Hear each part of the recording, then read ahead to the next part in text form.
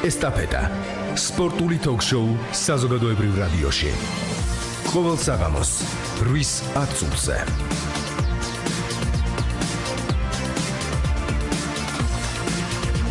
მოგესალმებით, ეთერშია სპორტული ток-შოუ ესტაფეტა, მიკროფონთან ელენე ბილიხოძე. წარმოგიდგენთ დღევანდელი ჩვენი გადაცემის სტუმარს, გაზეთ ჩვენი თამაშის მთავარი რედაქტორი არმაზ მეტრეველი. 240 91 92 240 92 92 კითხვა და მოსაზრება რადიო 1.ზე გამოგვიგზავნეთ.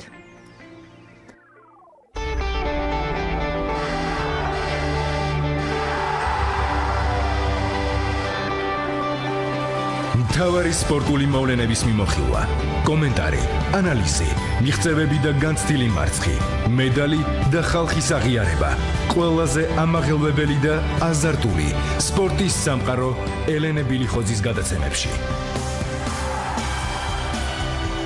სამუშაო დღეებში 8 საათსა და 5 წუთზე, 9 საათსა და 5 წუთზე, 19 საათსა და 10 წუთზე, 22 საათსა და 20 წუთზე, შაბათ-კვირას 22 საათზე, საზოგადოებრივი რადიოს ეთერში.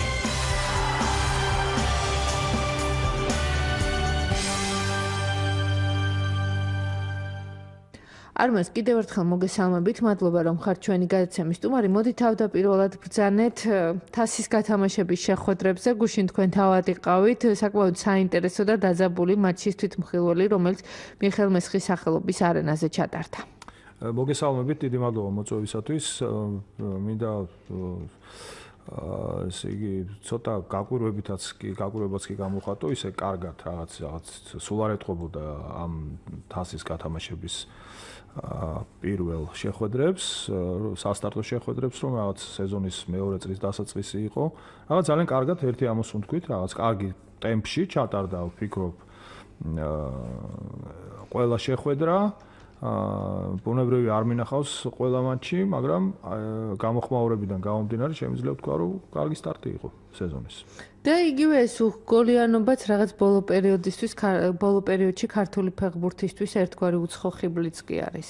კი, რა თქმა უნდა, საერთოდ 9 გოლი რო გადის თამაში, ბუნებრივია მაყურებელი ამ თამაში არ იწყენს და სხვათა შორის რამდენიმე გოლი საკმაოდ ისეთი კარგი სანახავიც გამოდგა, კარგი თამაში იყო, კარგი თამაში გამოდგა ძალიან. ფავორიტად თავიდანვე მიიჩნეოდა ცხინვალი, თუმცა თუ ჩვენი გაზეთის ნომერს გადაავლებთ თვალს, იქ იყო საკმაოდ ფრთხილი პროგნოზები ამასთან დაკავშირებით, იყო გამოთქმული მოსაზრება, რომ ვიჯორჯია მისცემდა ესეთ კარგ ბრძოლას. და ესეც აღმოჩნდა და გავიდა 5 გოლი გაიტანა ვიჯორჯიამ. 5-4 ეს საკმაოდ ისეთი შედეგია. ხო, არ არის ხო ხშირად ფეხბურთში 9 გოლი რო გადის. თან თასის გათამაშების პირველ შეხვედრაში მით უმეტეს. კი, აი სწორედ მაგას გულისხმობდი, როცა ვამბობდი, რომ საკმაოდ ისეთი რაღაც ისეთი კარგ ტემპში დაიწყო, რაღაც ცოცხლად დაიწყო, რაღაც განახლდა უფრო სწორედ ცოცხლად სეზონი და აი თებერვლისთვის ისეთ შეუფერებელი კარგი სტარტი გამოვიდა. იგივე ვთქვათ, როდესაც ჩვენ საუბრობთ აი ამ სტარტის შესახებ, გულშემატკივრის მოზიდვის თვალსაზრისითაც, თავად გუნდების განვითარების თვალსაზრისითაც, რა უნდა გაკეთდეს, რომ რაღაც შეიცვალოს, იმიტომ რომ ყველანი უგრძნობთ, რომ განსაკუთრებით ეროვნულ ჩემპიონატში ნაკრებზე აღარ ვსაუბრობ, რაღაც პრობლემური არის. ამასთან დაკავშირებით გულისხმობ კონკრეტულად დასრებას, ხო? რასაკვირველია ბუნებრივია, აქ ეხა გარდა იმისა, რომ აქ არის ჯაჭვური რეაქცია, აქ არ არის მხოლოდ ერთი პრობლემა, მთავარი პრობლემა რასაკვირველი არის დონე ჩემპიონატის, მაგრამ აქ არის ძალიან დიდი მნიშვნელობა აქვს ამ ყველაფრის შეფუთვას, ამ ყველაფრის გაფორმებას და სამწუხაროდ ჩვენი ინფრასტრუქტურა არ გვაძლევს იმის საშუალებას, რომ თუნდაც იგივე ტელერეპორტაჟის დროს ჩვენ ხშირად გვინახავს, რომ მიდის ტელერეპორტაჟი თამაშს თვითონ საკუთრივ თამაშს არაუშავს ზოგჯერ მე არ ვამბობ ყოველთვის რომ ეს არის რაღაც ისეთი ნორმა, მაგრამ ხაი ზოგჯერ თამაშს არაუშავს და ხედავ შენ იქით ტრიბუნას ცარიელს აბსოლუტურად ან უფრო უარესი ტრიბუნა საერთოდ არ არის და არის რაღაც ბადე და იქით ჩანს ესე იგი არც თუ ისე სასიამოვნო ხედი, არ ვიცი, ავტობუსები დგას, ავტომანქანები დგას, ან საერთოდ ზოგჯერ ველმინდვრებიც, არ ვიცი და ეს ბუნებრივია, რა თქმა უნდა, ეხა ეს ახდენს გავლენას. აი ამ ხრივაც ძალიან ნათლად ჩანს რომ ეს ინფრასტრუქტურული პროექტები, ანუ სტადიონები უფრო გასაგებენაზე და უფრო კონკრეტულად რო ვთქვათ, სასიცოცხლოდ ჭირდება ჩვენს ფეხბურთს რა და ამ ხრივ კარგი შანსი გვეძლება რა ის ევროპის ჩემპიონატის ახალგაზრდულის ჩემპიონატის მასპინძლობა 2 წელიწადში გვიწევს და 5 კარგი UEFA სტანდარტების სტადიონი შეგვემატება და მე მგონი თუმცა მანამდე არის სუპერლიგის მატჩი სუპერთასის დიახ და ეს უკვე დინამო არენას ეხება. კი, რა თქმა უნდა. თუმცა იგივე ეს სუპერთასის მატჩსაც ბევრი მომხრეც და მოწინააღმდეგეც ყავს და თქვენ ძალიან კარგად იცით რა არის აი ევროპული ფეხბურთის და მსგავსი შეხვედრის ხიბლი. როგორ თვლით, რა იქნება ეს ქართული ფეხბურთისთვის? ეს მე არ ვიცი ვინ შეიძლება რომ ამას ყავდეს მოწინააღმდეგე არც გამიგია უფრო თუ სიმართლე გინდათ გითხრათ ალბათ საუბრობენ რომ რა საჭირო იყო თქვათ ეს მატჩი და რაღაცა ამ დაგვარი ანუ რამე ზიანს ხედავს ხა მე გამიჭირდება კომენტარი გავაკეთო თუ არ მოვისმინე მათი არგუმენტი თუ იცით თქვენ მათი არგუმენტი მზადა ვარ რომ გიპასუხოთ იგივე ქვეყნისთვის ეს ეკონომიური თვალსაზრისით საკმაოდ ძვირადღირებული პროექტია და ასე შემდეგ და აი ამ კრიტერიუმებს გულისხმობდა იგივე მსმენელის გულშემატკივარიც, თუმცა მომხრე უფრო მეტია ბუნებრივია. გასაგებია. ნუ ეხო ეს ხო ის თანხა არ არის, რომელიც თავისუფლდება ვთქვა სოციალური პროექტებიდან და ხმარდება სტადიონის აშენებას. თუმცა ეხა ჩვენ ყველაფერი ერთად გვინდა, ეხა ჩვენ გვინდა რომ ნაკრებიც კარგი ყავდეს, ჩემპიონატიც კარგი კონდეს და გვინდა რომ სტადიონებში ფული არ დაიხარჯოს და ეხა ესე არ გამოდის ხო თუ სტადიონი არა გაქვს შესაბამისად ეს ყველაფერი აისახება ხო ფეხბურთელის მომზადებაზე ამიტომ მე არ მემაჩნია ეგ სერიოზულ არგუმენტად მე ვფიქრობ რომ ეს არის ძალიან მაგარი პროექტი სუპერთასის ჩამოტანა იმიტომ რომ ეხლა დინამო სტადიონი მოგესალმებით ბევრ კრიტერიუმს აკმაყოფილებს მაგრამ ამ რეკონსტრუქციის მერე ეს იქნება აბსოლუტურად მოდერნიზებული და ესეთი დიდი არენა თუმცა მე პირადად ვერ ჩვინა რომ ეს მაგალითად არ დაგიმალოთ ფიქრობდი რომ მესხზე რომ გამართულიყო ლოკომოტივის სტადიონზე ეს მე ვარ აბსოლუტურად შეყვარებული ამ სტადიონზე რა სიმართლე გითხრათ მიმაჩნია რომ შეიძლება გაკეთდეს ძალიან ლამაზი და ხა ეს ევრო 2017-ისთვის ეს გაკეთდება ისე როგორც სათადარი გომინდორი ასე რომ აქ მე ორი აზრი არ ამგონია რომ ეგ იყო სერიოზული არგუმენტი რომ ეს რაღაც თანხად ყველაფერი თანხას თანჯდება მაშინ და მოდი ნუ გავაჩეროთ ყველა ინფრასტრუქტურული პროექტი რომელიც მიმდინარეობს რა იგივე ვთქვათ ლაგოდეხის ბაზა იგივე ვთქვათ რუსთავის საფეხბურთო აკადემიის ბაზა რომელიც იქნება შემიძლია ცალსახად თქვა უნიკალური საფეხბურთო კომპლექსი რა ეხლა რაც შეეხება საკუთრივ თასის თამაშებს და მაყურებლის დასწრებას მინდა გითხრათ რომ აი სამტრედიაში იმერელულმა დერბიმ მიიზიდა სულ 2500 მაყურებელი. ეხლა ქართული მასშტაბით შეიძლება ეს არც ისე ცოტაა, მაგრამ ნუ ეხლა ვიტყვით რომ ბევრია რა, მით უმეტეს თუ გავითვალისწინებთ იმ ფაქტს, რომ ეს არის პრინციპული გუნდების, პრინციპული მეტოქეების მატჩი, დერბია, იმერული, იქ სხვა რაღაც ისეთი ლოკალური თუმცა გასათვალისწინებელია თავად აი მატჩის ჩატარების დროც სამუშაო დღე იყო 2 საათი და საკმაოდ პრობლემურია ამ თვალსაზრისითაც. კი, გეთახვებით, მაგრამ ეს ხდება რამდენადაც მე ვიცის იმ სტრუქტურიდან ვინც ადგენს კალენდარს ეს ხდება ესე იგი იძულების რეჟიმში დიახ რა თქმა უნდა ბუნებრივია უბრალოდ ესე იგი იმიტომ რომ ეხლა უწევს ეს ჩემპიონატი შაბათ-კვირას ჩემპიონატის მეორე წრე იხსნება მოგეხსენებათ და ამიტომ რამდენიმე დღით ადრე უფრო ადრე შაბათ-კვირას ვერ ჩატარდებოდა თუმცა ეხლა სიმართლე რო გითხრათ მე არ ამგონია ხა სულ იმას შევივართ რომ უმუშევრობის პრობლემა საქართველოში და არ ამგონია რომ ეხა იმდენი ძალიან ბევრი ადამიანი ვინც სამსახურში იყო აი მაგ მიზეზით ვერ წავიდა ამ თამაშზე იგივე გორშიც თამაში 2 საათზე დაიწყო მაგრამ მივიდა 6500 კაცი იყო რაც უკვე ისეთი მაჩვენებელია თითქმის სავსე იყო ანა რაც იმის მაჩვენებელია რომ აი როდესაც პრინციპული მეტოქეები ხდებიან ხალხი დადის რა სტადიონზე და ეხა ხო წარმოგიდგენთ ამ თუმცა გორში გავითვალისწინოთ რომ დინამო იყო და აქედანაც ძალიან ბევრი გულშემატკივარი ჩავიდა ძალიან კარგი მე რომ დინამოს დაყვებიან და სხვა შორის სხვა გუნდებსაც დაყვებიან ახლა ეს და აი გჭირდება რა ეს შეფუთვა გჭირდება ეს რაც იქნება იმის მერე რაც ევროჩემპიონატი 5 სტადიონი როგორც ვთქვით და აი იგივე მცხეთაში, რუსთავში, გორში რო იქნება ახლა ისეთი კარგი კოხტა კოპწია სტადიონები, რა თქმა უნდა, ადგილობრივი გულშემატკივარი უფრო ხალისით მივა და ახალგაზრდობაც უფრო ხალისით მივა. და ეს მერე ალბათ გადაიზრდება უკვე იმაშიც, რომ ხალისხიც ეგებ იმედია ცოტა ამაყდეს რა.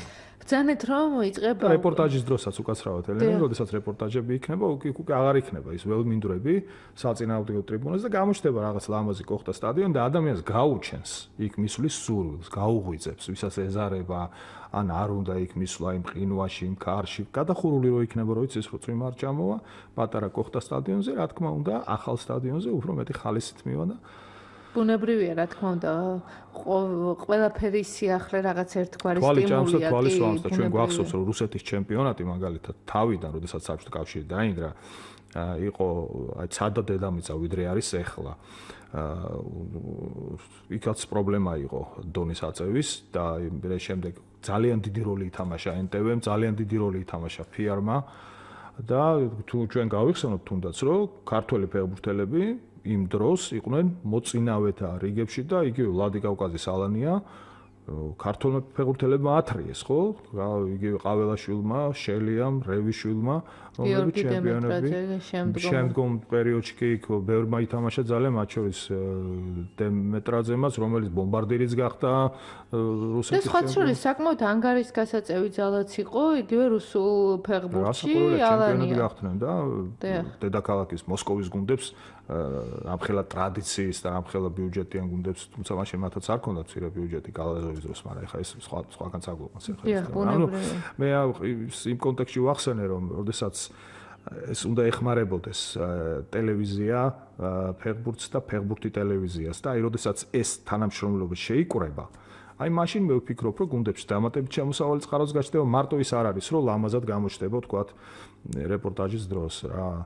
ანუ მე იმის თქმა მინდა რომ მე ვეძებ მიზეზებს რა, გარე მიზეზებს, თქვათ, არაპირდაპირ მიზეზებს იმისა, რომ სტადიონზე ესე მარტივად ვერ მიიყვან კაც. დღეს ეს ამას ის ცუდი შედეგიც აქვს, რომ კლუბს არ აქვს დამატებით შეღავათი, იმიტომ რომ შენ არ გადაიხდი იმ პროდუქტში თანხას, რაც არ გიზიდავს, ხო და ამიტომ ბილეთები იყიდება სადმე ეროვნულ ჩემპიონატზე. ამიტომ აი ეს არის პრობლემა და როდესაც აი ეს საკითხი დადგება და ეს პრობლემა მოგვარდება, მაშინ ალბათ.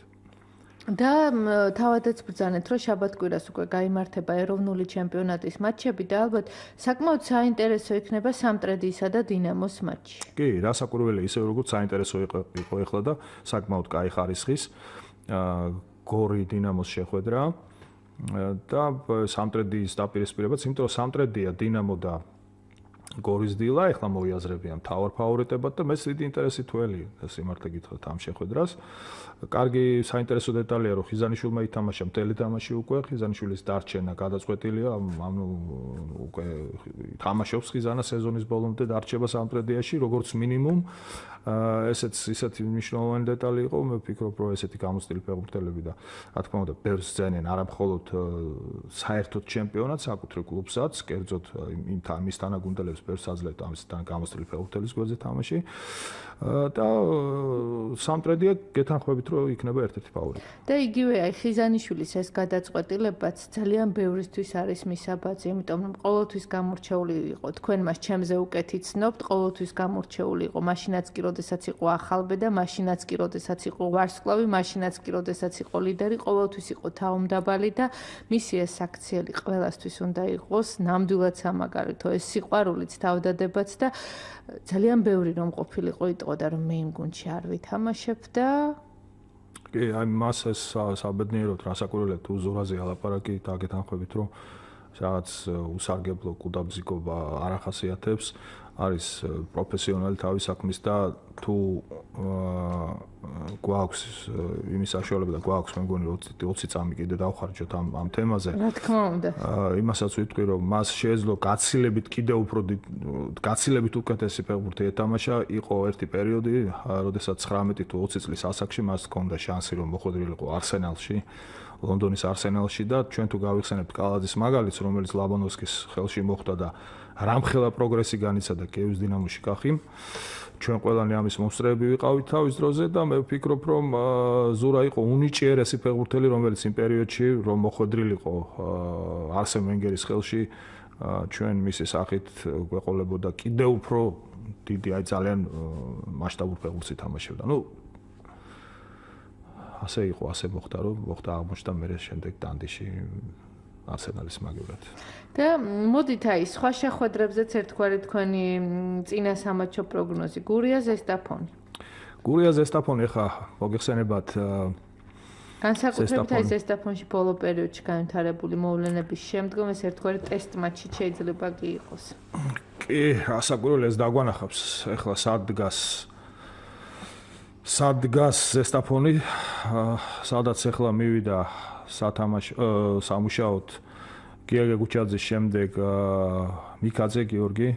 მე ძალიან დიდი ინტერესით ვადევნებ თვალს გიორგი მიკაძის მუშაობას. ეს არის მისი პირველი დამოუკიდებელი ნაბიჯი როგორც მთავარი მცველის რანგში და ძალიან გამიხარდება თუ შედეგი ექნება.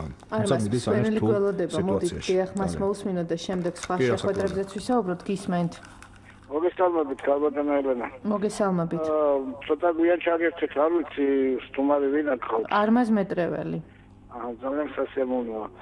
ბატონო არმაზ რაღაცაში ვეთანხმები, რაღაცაში ვერ დავეთანხმები, მაგრამ შეკითხვა მინდა ასეთი. დიახ, ძალიან. ზურა ხიზანიშვილზე იყო ლაბარაკი, კალადეს მაგალითი იყო მოყვანილი აქ, რომ ბაბანოვსკის ხევში მოხდა და კი ვეთანხმები. მაშინ ჩვენ რასთანა გვაქვს საქმე, ბატონო არმაზ? ესე იგი, მწვრთნელები არ გვივარგა, ინფრასტრუქტურაც არ გვივარგა, კი ბატონო, მაგრამ თუ ფეხბურთელი არ აქვს დღეს, ხო, ეს ბავშვთა ფეხბურთი უნდა იყოს მიხედვილი. პირველ რიგში ეს ჩემი სუბიექტური აზრია, შეგიძლიათ დამეთანხმოთ, მაგრამ თუ ზურას მაგალითზე ავიღებთ, ხო ხიდანიშვილის მაგალითზე თუ ავიღებთ, თუ ეს ვიცი დანამდვილებით ის რომ არსენ ვენგერის ხელში უფრო დიდი ფეხბურთელი და ვარსკვლავი გაიზრდებოდა, მაშასადამე აქ მწვრთნელის დეფიციტიც ხო არა გვაქვს. აი თუ შეიძლება თქვენი ორივეს მოსაზრება. გასაგებია, დიდი მადლობა, დიახ. დიდი მადლობა შეკითხვისთვის. მე ხეროცა ვახსენე არსენ ვენგერი, მე მხოლოდ არსენ ვენგერის განყენებულად კი არ განვიხილავდი. ბუნებრივია რომ აქ არ არის მარტო არსენ ვენგერის. მე ვიგულისხმე ის რომ ის მოხდებოდა არსენალში, თამაშობდა მსოფლიოს ერთ-ერთ საუკეთესო ლიგაში, თამაშობდა დიდი თანაგუნდელების გვერდით, დიდი მწვრთნელის ხელმძღვანელობით. აი ეს მქონდა მხედველობაში. ახლა როდესაც იგივე ლობანოვსკი ვახსენე, რასაკურველია მარტო განყენებულად ცალკე აღებული ლობანოვსკი არ მიგულისხმე. იქ იყო კიევის დინამო გულისხმე, იქ იყო ისეთი თანაგუნდელები, მაშინდელი ჩემპიონატის დონე უკრაინის კიდევ უფრო მაღალი იყო ვიდრე და თუ გახსოვთ თქვენ გუნდი თამაშობდა ჩემპიონთა ლიგის პლეი-ოფებში და ლამის ფინალამდეც კი მივიდა ერთ-ერთი. ანუ ეს ყველაფერი ერთად მე გულისხმობ ამას რა. რაც შეეხება მწვრთნელების დეფიციტს, მე სიმართლე გითხრათ არ მიმაჩნია რომ საქართველოში იგივე ასაკობრივი ნაკრების წარმატებებს თუ რომ ეს პრობლემა დგას, თუ გადავხედავთ, თუ ნახავთ როგორ მუშაობენ იგივე ვასილ მაისურაძე და გიო დევდარიანი და გია ცეცაძე, რომელიც ახლა როგორც იცი დაინიშნა კახა ცხადაძის ასისტენტად. მე არ მგონია რომ ჩვენ გვაქვს დეფიციტი ადამიანური რესურსის, როგორც საგანმანათლებლო ანუ სამწვრთნელო სფეროში, ისე საფეხბურთო. თუმცა უმჯობესი იქნება ეს ჩემი სუბიექტური მოსაზრება და არ ვიცი რამდენად დამეთანხმებით, რომ აი მწვრთნელების განათლების რაღაცა ეს პრობლემები მოგვარდეს რეგიონში, იმიტომ რომ იქ უფრო მეტად დეფიციტურია, ვთქვათ, აი ეს თანამედროვე სტილი, თანამედროვე ხედვა. მე არ გულისხმობ მათ პროფესიონალიზმს, უბრალოდ ეს უფრო ხშირად რომ იყოს ეს სემინარები და მათ რომ კონდეთ საშუალება რომ ან ჩამოვიდნენ და ან იქ ჩავიდნენ და ჩატარდეს ვთქვათ რეგიონებში მსგავსი გასვლითი სემინარები. ძალიან საინტერესო აზრი ელენე, აქვე დაგეთანხმები და აქვე ვერ დაგეთანხმები, აქ თან გავაგრძელებ შენ აზრსაც, აი ხომ ძალიან ბევრს აკეთებს სამხრივ განათლების კომიტეტი რა. ესე იგი C, B და A ლიცენზიები ტარდება რამდენჯერ? მე არ მახსოვს ზუსტად, ესე იგი რა პერიოდიკა, მაგრამ ძალიან სადაც რა რეგიონებიდანაც მოდიან, იგივე, ანუ პრო ლიცენზია ტარდება 2 წელიწადში ერთხელ, პირველი გამოშვება გვექნება. ანუ ამ ხრივ ბევრი რამ კეთდება, არ კეთდება ცოტა, იგივე სტაჟირებების ჩათვლით უცხოურ კლუბებში. თუმცა არის ერთი პრობლემა, იგივე ამ მწვრთნელების მხრიდან ენის სარცოდნო. რასაკურველი არის, მაგრამ ეხლა მოგიყვანთ მე თქვენ ერთ მაგალითს, ძალიან საინტერესო მაგალითს. 24 წლის გახლავთ გორის დილას მწვრთნელი, რომელსაც აი რა გითხრათ, ჩემი აზრით მნიშვნელობა არ აქვს რომ მელაგეზე დაამთავრებს გორის დილა ჩემპიონატს და 24 წლის ასაკში ადამიანს აქვს შანსი ახლა ოქროს მედლები მოიგოს. ეს მე ვფიქრობ რომ ეს იქნება უნიკალური შემთხვევა მსოფლიო ფეხბურთის ისტორიაში.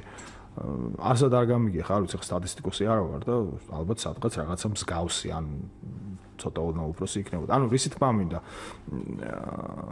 მე არ ვიცი სადაურია სოსიაშვილი, თბილისელია თუ გორელია, მაგრამ თვითონ ეს მაჩვენებელიც ეს რა თქმა უნდა არ არის ერთმნიშვნელოვანი, აქვე ისიც მინდა ვთქვა, რომ ერთმნიშვნელოვანი გზავნილი არ არის რა, არის 24 წლის კაცი. ამხელა იმას თუმცა მეტყველებს ცალსახად მეტყველებს მის ნიჭიერებას ბუნებრივია. ენის სოდნაში კი 100% დაგეთანხმებით, ეს საერთოდ არის ჩვენი პრობლემა, ჩვენ დავივიწყეთ რუსული ენა და ვერ ვისწავლეთ ინგლისური. ეს არის ზოგადად საერთოდ მე ვფიქრობ, საერთოდ ჩვენი საზოგადოების პრობლემა. კითხვა არის ჩვენს ვებგვერდზე ქობულეთის შუქურასთან დაკავშირებით, რა ხდება, ხომ არ გაქვთ ინფორმაცია და მართლა მიაღწია თუ არა შეთანხმებას ბრაზილიურ კურიტიბასთან და ჩამოყავთ თუ არა ბრაზილიელი ფეხბურთელები და თქვენი აზრით რამდენად მნიშვნელოვანია ეს და რამდენად შეუწყობს ხელს საქართველოში ჩემპიონატის გაძლიერებასო? ძალიან კარგი კითხვა, მაქვს ინფორმაცია ამის თაობაზე, მაქვს ჩემს კოლეგას ჰქონდა ჩვენ გაზეთში ჰქონდა ჩვენ თუ არ ვცდები გუშინ ნომერში თუ გუშინ წინდელში რომ კურიტიბასთან იყო ჩასული რეზო ჩელებაძე და ჰქონდა მას მოლაპარაკება თუ არ ვცდები გოჩა ალადაშვილის მეშვეობით შუამავლობით და მათ მიაღწიეს შეთანხმებას რომ ითანამშრომლოს ამორმა კლუბმა და სამი ფეხბურთელი უკვე არ ვიცი გზაშია თუ უკვე ჩამოსულია საქართველოში და კიდე ერთი ფეხბურთელის ჩამოყვანაზე არის საუბარი. ესე რომ რა თქმა უნდა ჩემი აზრით შეუწყობს უცხოური ფეხბურთელების, ბრაზილიელი ფეხბურთელების თუ ის იქნებიან. ეხლა თქვენ როგორ ფიქრობთ, ჩისკოს აკოპნამ არ შეუწყო რაღაცა ესეთ მაღალი დონის თუ იქნება? უნებრივია თორე ეხლა პასპორტი თუ აქვს ბრაზილიური, ეს სასახად არაფერს არ ნიშნავს, მაგრამ კურიტიბას არ ამგონია რომ არ ყავდეს ისეთი ფეხბურთელები, რომლის გამოყენება ჩვენ შეგვეძლოს. იგივე თქვენ საუბრობდით უჩა სოსიაშვილზე. ბოლო პერიოდში საკმაოდ წარმატებით თამაშობს ცხინვალი და ცხინვალისა და გორის დილას დაპირისპირებად საკმაოდ საინტერესო სანახავი იქნება. კი, რა თქმა უნდა, ეს დილა მეორე ადგილზეა, ცხინვალი მეოთხე ადგილზეა, კი. მეოთხეზეა, კახა კაჭარავა მუშაობს, ასევე ძალიან საინტერესო გუნდი შეკრა კახამ და იქ შელია მურთაშელია, გიოქინკლაძეა, ესეც ძალიან საინტერესო შტაბია ხელმძღვანელობის და თავად გუნდიც საინტერესოა, გუშინ ვერ ჰქონდათ კარგი შედეგი, 5 გოლი გაუშვეს, წააგეს, მაგრამ მე ვფიქრობ, რომ ეს არის კარგი პოტენციის მქონე გუნდი, კარგი მწვრთნელების ხელში და გეთანხმებით რომ ძალიან საინტერესო თამაში იქნება და ესეც დერბია ხო? ეს შიდა ქართლის დერბია და რაღაც ლოკალური ამბები იქნება, რაც ჩვენ არ ვიცით ისეთი, რაც ბატონო. თუ არის გუნდი, რომელიც თქვენს სიმპათიას იმსახურებს დღეს? მე ვცდილობ რომ ესეთ გაყენებულად ის ცოტა უფრო ისე გვერდიდან შევხედო და როდესაც ვინმეს ემოციური დამოკიდებულება გაქვს შეიძლება რომელიმე კლუბის მიმართ ამ დროს შეიძლება იყოს ობიექტური და ამ დროს რთულია რომ შენ ემოციას აცდე რა ხანდახან. თუმცა ეხლა გეუბნებთ ყველა იმ გუნდის მიმართ რომელიც ჩემპიონობისთვის ბრძოლაში ფავორიტებად მიიჩნევიან, ყველა ეს სამივე ეს გუნდი მომწონს. და არის კიდევ იგივე ჯორჯი ახლა გუშინ როგორ შეიძლება პატივისცემით არ განწყობილიყავი მიუხედავად იმისა რომ სატურნირო ცხრილში ბოლოს წინა ადგილზეა. ხო, აი მაგას გულისხმობს რომ და ეს ახალგაზრდული გუნდია და ულამაზესი გოლები გაიტანეს, კაი ესეთი კომბინაციური ძალიან კარგი თამაში ჰქონდათ რა. დიახ. ეროვნული ჩემპიონატი გასაგებია, მაგრამ ეროვნული ნაკრები იმიტომ რომ იწყება მარტიც, იწყება ეს ერთგვარი მოლოდინიც და იმედია არ ვიქნებით მხოლოდ გერმანიის ნაკრების გულშემატკივრები. აი ამაზე გერმანიის ნაკრების გულშემატკივრები ვიყოთ ყველა ნებისმიერ შემთხვევაში. არა საქართველოსთან.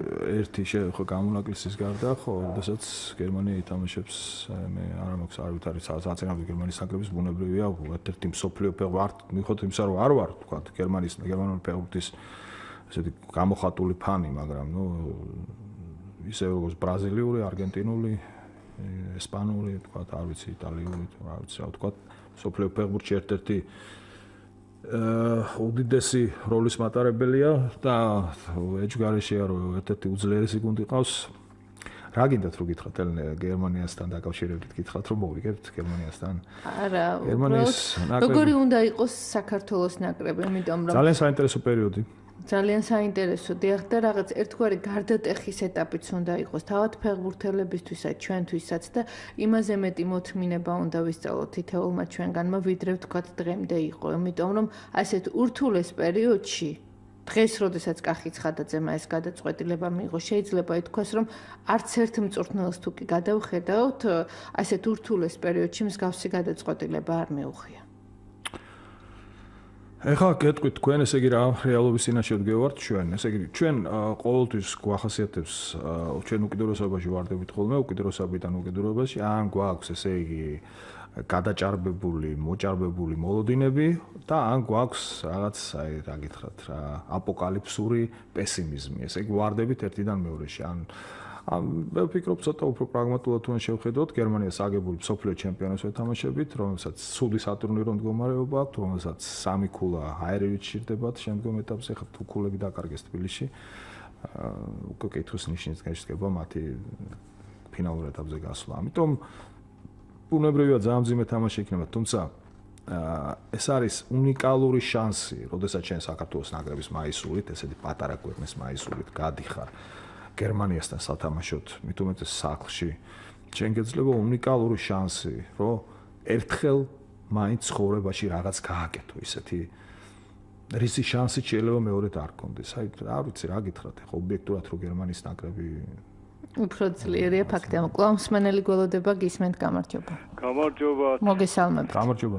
ძალიან კარგია ელენე, რომ სპეციალისტი წერს და ამდენი მოხილვებს აკეთებენ ფეხბურთის შესახებ. მე ძალიან მაგვირებს ბატონი არმაზი ამბობს, რომ სპეციალისტები ბევრი ყავს და მწვრთნელების დეფიციტიც არ გვაქვს და მაშინ ითი აიხსნება ის დაბალი დონე, რაც ქართულ ფეხბურთს ახასიათებს დღეს. მიუხედავად იმისა, რომ რამდენიმე კარგი მწვრთნელი ყავს, ჩვენ ლიცენზირებული მწვრთნელები მაინც არ ყავს და განსაკუთრებით კი ბავშვთა ფეხბურთში. ეხლა რაც შეეხება სოსიაშვილს, გორის უნივერსიტეტის რექტორიც პროფესორი გიორგი სოსიაშვილია და უჩა სოსიაშვილიც არიან გორის რაიონის სოფელ დიციდან. ძალიან სასიამოვნო, დიდი მადლობა ბატონო. მადლობთ ამ ინფორმაციისთვის. ეხლა ახსენა ბატონმა რომელიც შეგვიხმიანა, დიდი მადლობა შეკითხვისთვის. მან დასვა საკითხი, ესე იგი რომ ბავშვთან რა თქმა უნდა, მე არ გულისხმობ იმას, რომ რა თქმა უნდა, მე არ მიმაჩნია ის, რომ აი არ უნდა გადავარდეთ რა ორი კვირას. ძალიან ბევრი ადამიანი მუშაობს. ეგრევე აკადემიები არის უკვე ჩვენთან მუშაობს.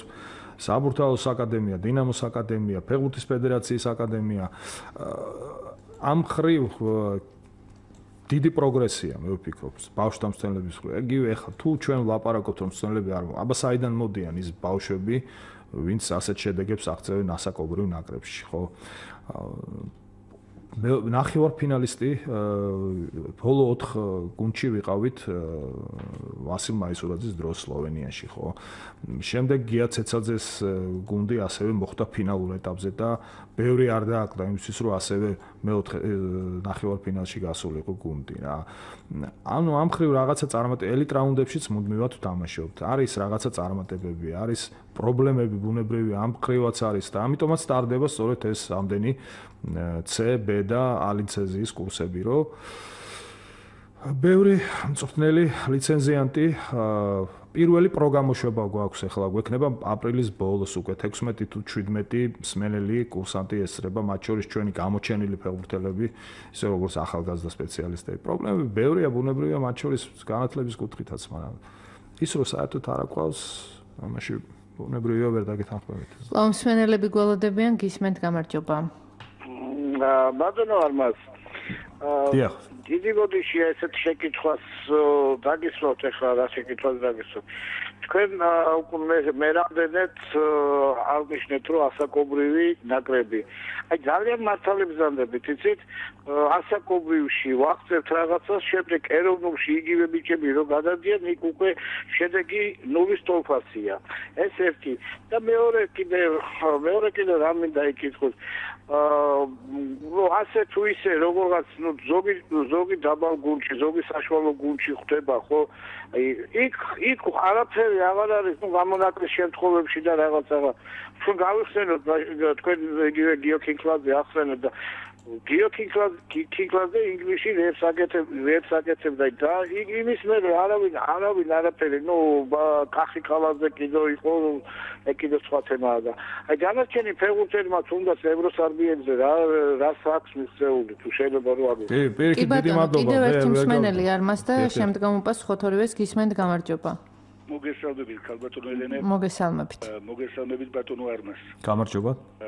მე ვიცი რა ასე დავიწყებდი რომ მწვრთნელები და ჩვენ შეიძლება გვყავს მართლაც არავიზე ნაკლებად აკადემიურად მოაზროვნე მწვრთნელები ყველაფერი, მაგრამ ჩვენი უიღბლობა იმაშიც არის იმ ხრივ რომ აი ოქროს ბურთის ფლობელები ავიღოთ. რა წარმოგიდგენიათ ბელანოვი გახდა ოქროს ბურთის ფლობელი, მაშინ როცა ოქროს ბურთის ფლობელი არ გახდა რა მიხეილ მესხი და დავით ყიფიანი იქნება 505-ი და ეს ხო უსამართლობა იყო, იმიტომ კი არა რომ მე დავუსვათ რაღაცა მხოლოდ ეროვნული მესმის ძალიან კარგად და ვიზიარებ აბსოლუტურად ყველას. იყო არის ესეთი რაღაცა ხდება.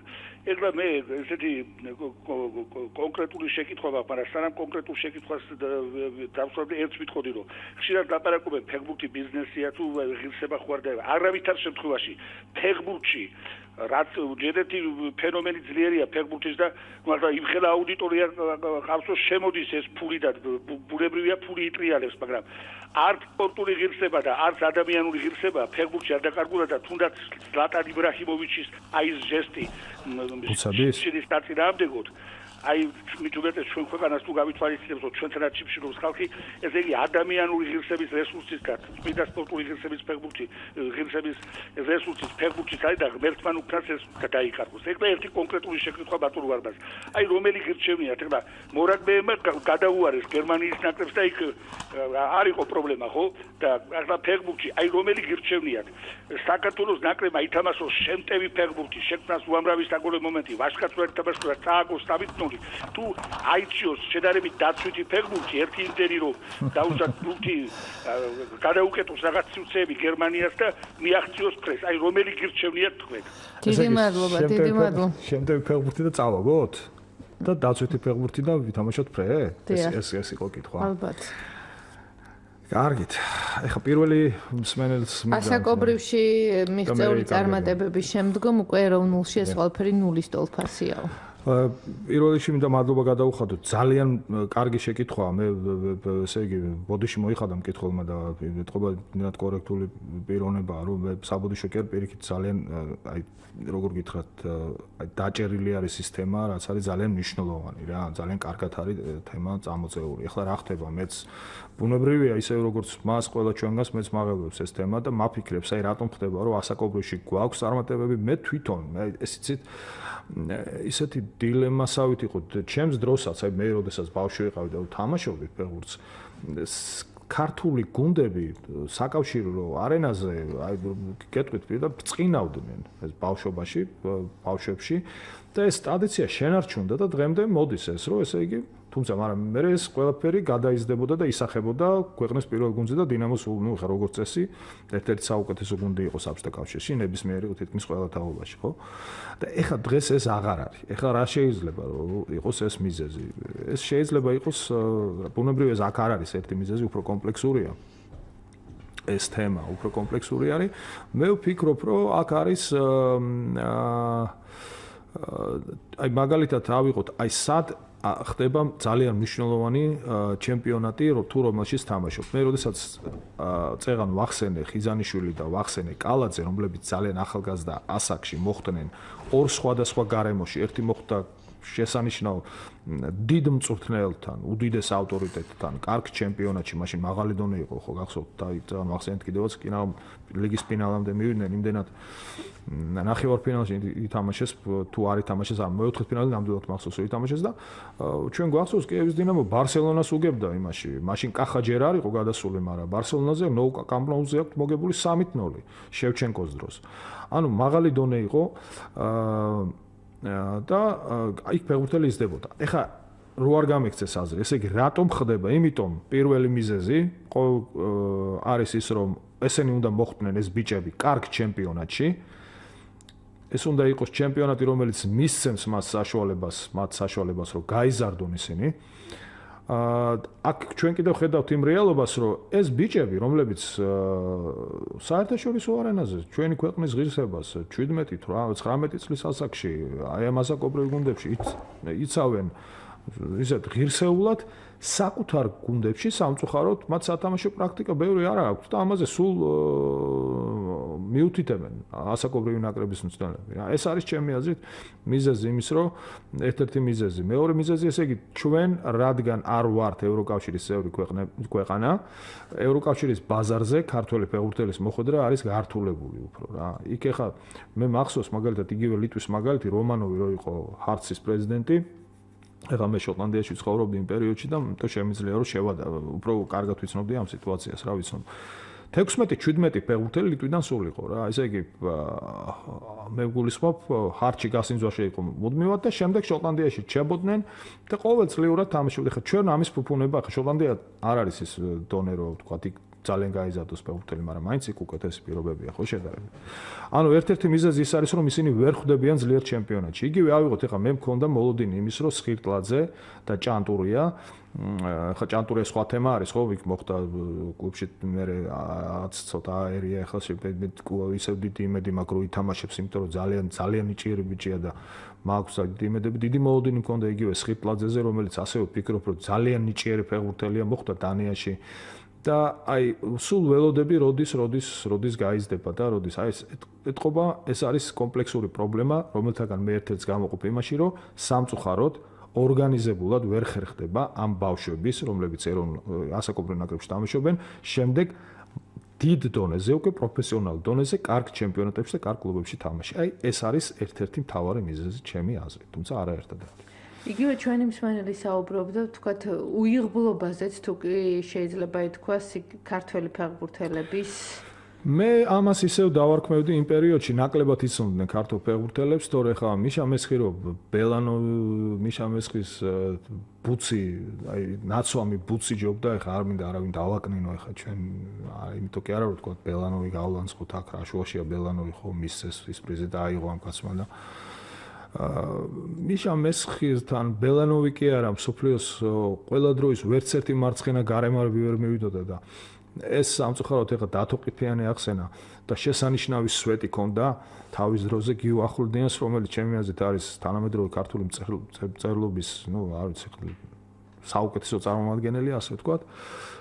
შესანიშნავი სვეტი ქონდა და იქ იყო ეს არის ისეთი საკითხია, რასაც უნდა მივიღოთ მოცემულობა და ამას დიდი ბრძოლა არ უნდა გაუმართო და იმ თავის სვეტში გიო, როდესაც სარბიელში წერდა, ესეთი რამ ქონდა ნათქვამი, რომ აი ტიტულებიო თუ გინდაო, ტიტულები კრისტიან კარემბუსა აქვს და ფეხბურთელი თუ გინდაო, დათო ყიფიანი იყო და ამას ვერ ავწდებით რა, არის ზოგი ფეხბურთელი ისე ამთავრებს დიდი ფეხბურთელი, რომ რაღაც დიდ ჯილდოს ვერ იღებს.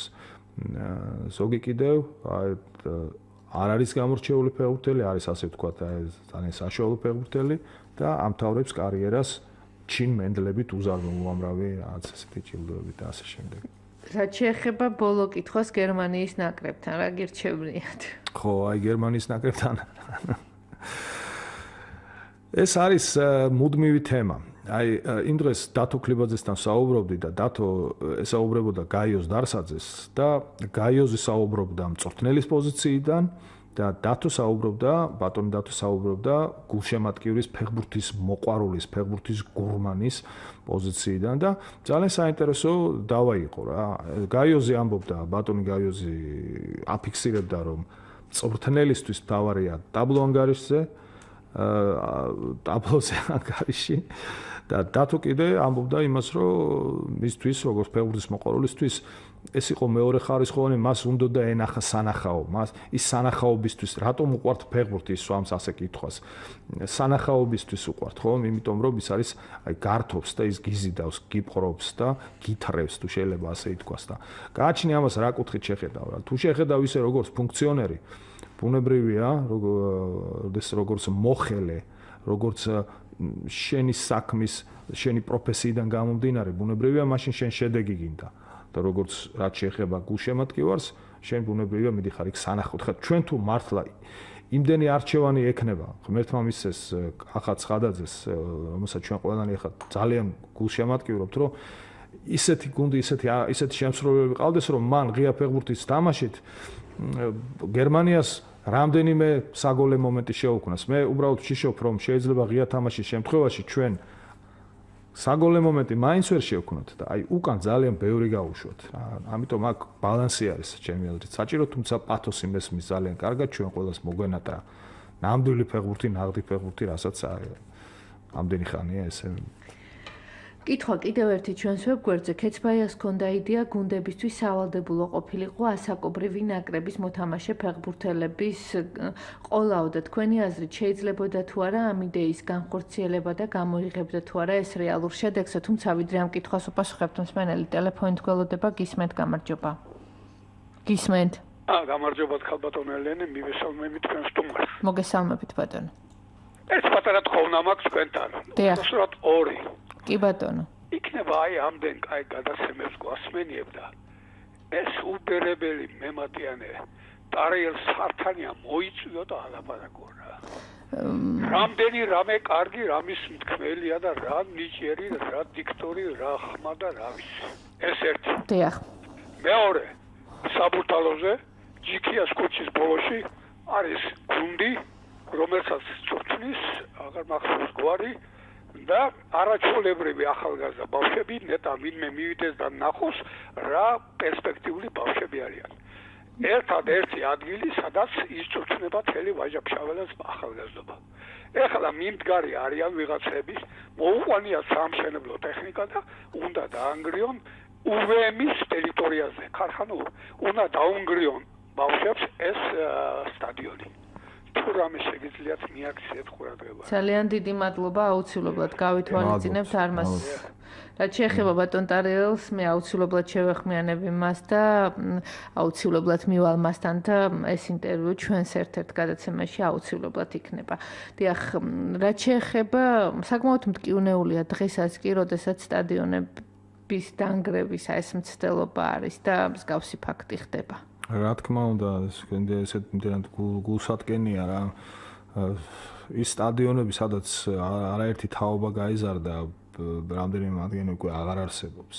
ახლა მე ბუნებრივია რა, როგორც თბილისში დაბადებულს და გაზრდილ კაცებს ძალიან მაწუხებს და ალბათ ახლა რა რეგიონებში რა ვითარებაა, მაგრამ როდესაც შენ გული მეკუმშება ხოლმე რომ გავილი, სადაც იწვრთობოდა თუ შეიძლება ითქვას ჩვენი თაობის და უფროსი თაობის კიდევ უფრო ფეხბურთელების არაერთი რა ვიცი პლეიადა და ეხლა იქ არის წამოჭიმული რაღაცა თუ მინდა თუნდა გემოვნებიანი და თუნდაც უგემოვნო რა მნიშვნელობა აქვს მაგას.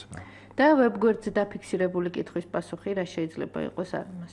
აი ძალიან კარგი კითხვა არის, ძალიან დიდი მადლობა კიდევ ერთხელ კითხვის ავტორს.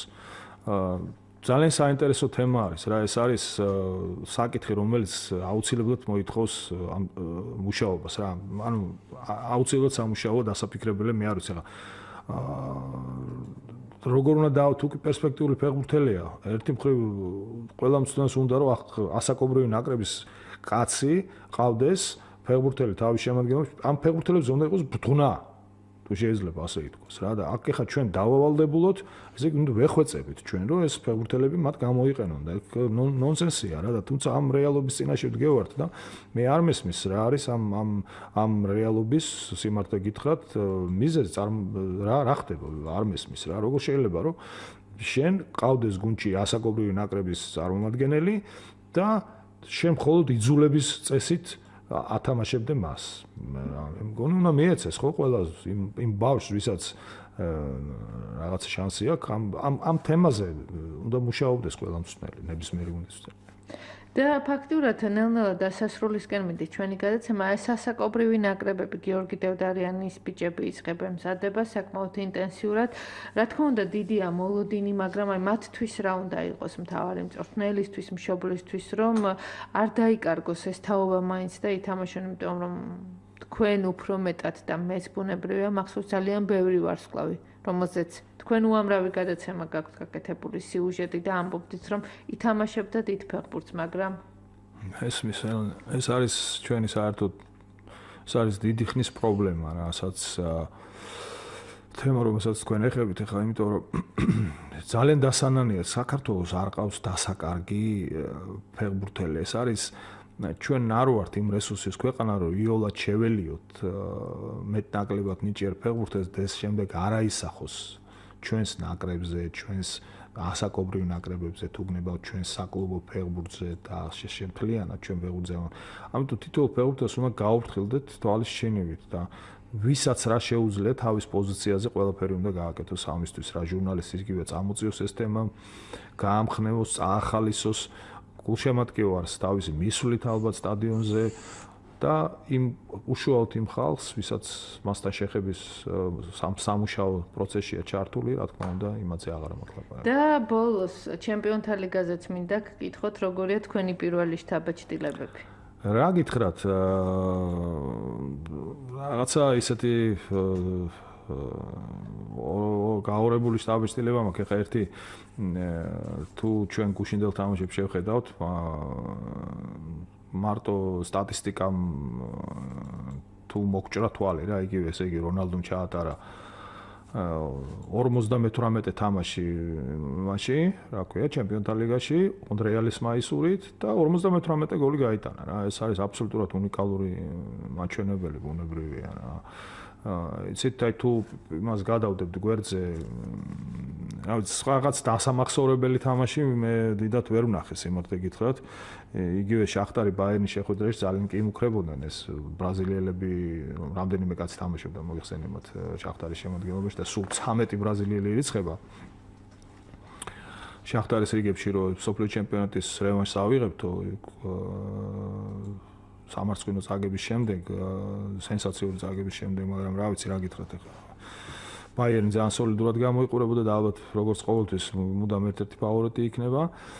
რაც შეეხება ახლა სხვა სტატისტიკურ მონაცემებს, იგივე ვთქვათ, კასილიასის 50-ე მშრალი შეხვედრა იყო და მარტო ვანდერსარი უსწრებს ახლა. აი ესეთი თუმცა ალბათ იმედი ახლა წამოვთ კაი თამაშები გეთქვი. ძალიან დიდი მადლობა არმაზ მეტრეველი იყო დღეს ჩვენი გადაცემის სტუმარი. მე 22 საათსა და 20 წუთამდე გემშვიდობებით და ამ დროს დღის სპორტის ახალ ამბებს წარმოგიდგენთ.